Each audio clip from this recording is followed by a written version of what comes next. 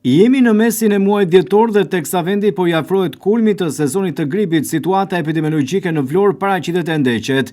Sipas të dhënave të strukturave shëndetësore, numri rasteve të infektimeve respiratore mbetet brenda kufive sezonal dhe nuk është shënuar deri më tani ndonjë rritje shqetësuese.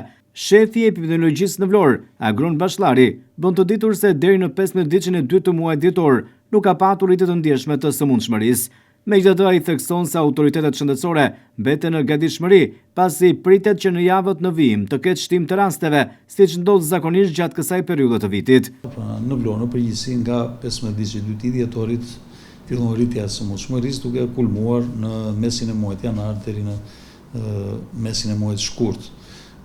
Kjo është një periudhë ende shumë e mirë për të përfituar ata persona që nuk kanë bërë vaksinën e gripit, pasi dihet që duhen minimalisht 2 javë për të krijuar mbrojtje.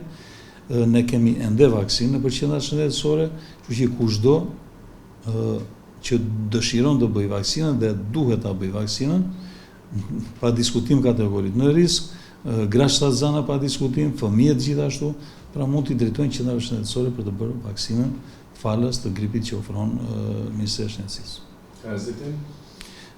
Kemi patur hezitime në kategoritë me risk, por kemi dhe një aplikim, pra nga 18.500 doza kemi arritur një shifër rreth 14.500 doza, 15.000 doza janë realizuar. Sipas specialistëve të shëndetit publik, vihet re një hezitim i vazhdueshëm ndaj vaksinimit kundër gripit. Ky hezitim është më i theksuar te personat që vuajnë nga sëmundjet kronike, siç janë problemet kardiake, diabeti apo sëmundjet e mushkrive, të cilët janë edhe më të ekspozuar ndaj pasojave të rënda të sezonit gripal.